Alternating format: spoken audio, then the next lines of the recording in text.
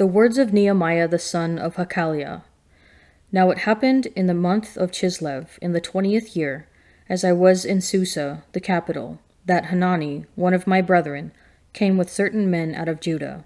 And I asked them concerning the Jews that survived, who had escaped exile, and concerning Jerusalem. And they said to me, the survivors there in the province who escaped exile are in great trouble and shame. The wall of Jerusalem is broken down, and its gates are destroyed by fire. When I heard these words, I sat down and wept, and mourned for days. And I continued fasting and praying before the God of heaven. And I said, O Lord God of heaven, the great and terrible God, who keeps covenant and merciful love with those who love him and keep his commandments, let your ear be attentive, and your eyes open, to hear the prayer of your servant, which I now pray before you day and night, for the sons of Israel, your servants, confessing the sins of the sons of Israel, which we have sinned against you. Yes, I and my father's house have sinned. We have acted very corruptly against you, and have not kept the commandments, the statutes, and the ordinances which you commanded your servant Moses. Remember the word which you commanded your servant Moses, saying, If you are unfaithful, I will scatter you among the peoples. But if you return to me and keep my commandments and do them, though your dispersed be under the farthest skies, I will gather them from there and bring them to the place which I have chosen, to make my name dwell there. They are your servants and your people, whom you have redeemed by your great power and by your strong hand. O Lord, let your ear be attentive to the prayer of your servant, and to the prayer of your servants who delight to fear your name, and give success to your servant today, and grant him mercy in the sight of this man. Now I was the cupbearer to the king. In the month of Nisan, in the 20th year of King Artaxerxes, when wine was before him, I took up the wine and gave it to the king. Now I had not been sad in his presence. And the king said to me, Why is your face sad, seeing you are not sick? This is nothing else but sadness of the heart. Then I was very much afraid. I said to the king, Let the king live forever. Why should not my face be sad when the city, the place of my father's sepulchres, lies waste, and its gates have been destroyed by fire? Then the king said to me, For what do you make request? So I prayed to the God of heaven, and I said to the king, If it pleases the king, and if your servant has found favor in your sight, that you send me to Judah, to the city of my father's sepulchres, that I may rebuild it.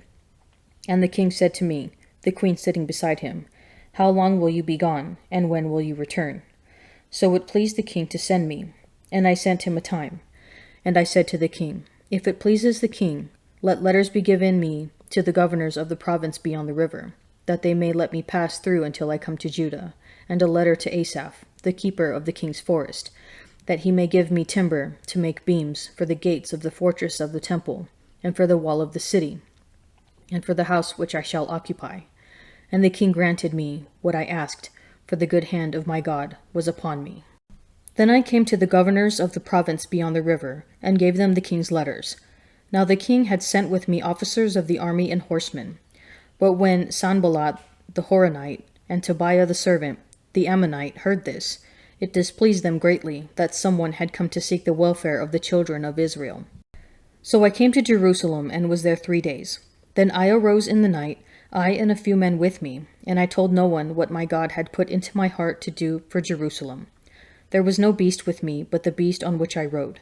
I went out by night by the valley gate, to the jackal's well, and to the dung gate, and I inspected the walls of Jerusalem, which were broken down, and its gates, which had been destroyed by fire. Then I went on to the fountain gate, and to the king's pool, but there was no place for the beast that was under me to pass. Then I went up in the night by the valley and inspected the wall. And I turned back and entered by the valley gate, and so returned. And the officials did not know where I had gone or what I was doing, and I had not yet told the Jews, the priests, the nobles, the officials, and the rest that were to do the work. Then I said to them, You see the trouble we are in, how Jerusalem lies in ruins with its gates burned. Come, let us build the wall of Jerusalem, that we may no longer suffer disgrace. And I told them of the hand of my God, which had been upon me for good, and also of the words which the king had spoken to me. And they said, Let us rise up and build. So they strengthened their hands for the good work. But when Sanballat the Horonite, and Tobiah the servant, the Ammonite, and Geshem the Arab heard of it, They derided us and despised us, and said, "What is this thing that you are doing? Are you rebelling against the king?" Then I replied to them, "The God of heaven will make us prosper, and we his servants will arise and build. But you have no portion or right or memorial in Jerusalem." The highway of the upright turns aside from evil. He who guards his way preserves his life. Pride goes before destruction, and a haughty spirit before a fall. It is better to be of a lowly spirit with the poor than to divide the spoil with the proud. He who gives heed to the word will prosper, and happy is he who trusts in the Lord. The wise of heart is called a man of discernment, and pleasant speech increases persuasiveness. Wisdom is a fountain of life to him who has it, but folly is the chastisement of fools. The mind of the wise makes his speech judicious, and adds persuasiveness to his lips. Pleasant words are like a honeycomb, sweetness to the soul and health to the body. There is a way which seems right to a man, but its end is the way to death. A worker's appetite works for him, his mouth urges him on. A worthless man plots evil, and his speech is like a scorching fire. A perverse man spreads strife, and a whisperer separates close friends.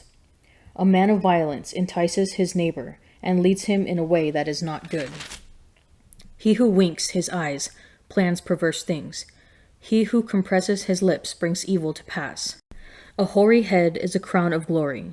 It is gained in a righteous life. He who is slow to anger is better than the mighty, and he who rules his spirit than he who takes a city.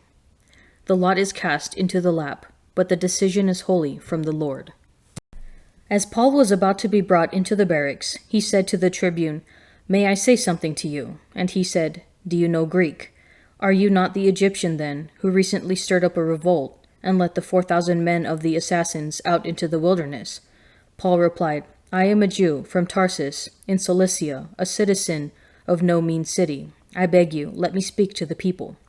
And when he had given him leave, Paul, standing on the steps, motioned with his hand to the people. And when there was a great hush, he spoke to them in the Hebrew language, saying, "Brethren and fathers, hear the defense which I now make before you." And when they heard that he addressed them in the Hebrew language, they were more quiet. And he said, "I am a Jew, born at Tarsus in Cilicia, but brought up in this city at the feet of Gamaliel, educated according to the strict manner of the law of our fathers, being zealous for God as you are all this day. I persecuted this way to the death, binding and delivering to prison both men and women, as the high priest and the whole council of elders bear me witness. From them I received letters to the brethren, and I journeyed to Damascus to take those who were there and bring them in bonds to Jerusalem to be punished. As I made my journey and drew near to Damascus, about noon, a great light from heaven suddenly shone about me, and I fell to the ground and heard a voice saying to me, "Saul, Saul, why do you persecute me?" And I answered, "Who are you, Lord?" And he said to me, "I am Jesus of Nazareth, whom you are persecuting." Now those who were with me saw the light, but did not hear the voice of the one who was speaking to me. And I said, "What shall I do, Lord?" And the Lord said to me, "Rise and go into Damascus, and there you will be told all that is appointed for you to do." And when I could not see, because of the brightness of that light, I was led by the hand of those who were with me, and came into Damascus. And one Ananias, a devout man according to the law, well spoken of by all the Jews who lived there, came to me, and standing by me, said to me, "Brother Saul, receive your sight." And in that very hour I received my sight and saw him. And he said, "The God of our fathers appointed you to know his will, to see the just one, and to hear a voice from his mouth. For you will be a witness for him to all men of what you have seen and heard. And now why do you wait? Rise and be baptized, and wash away your sins, calling on his name." When I had returned to Jerusalem and was praying in the temple, I fell into a trance and saw him saying to me, "Make haste and get quickly out of Jerusalem, because they will not accept your testimony about me." And I said, "Lord, they themselves know that in every synagogue I imprisoned and beat those who believed in you. And when the blood of Stephen your witness was shed, I also was standing by and approving, and keeping the garments of those who killed him." And he said to me, "Depart, for I will send you away to the Gentiles." Up to this word they listened to him. Then they lifted up their voices and said, "Away with such a fellow from the earth, for he ought not to live."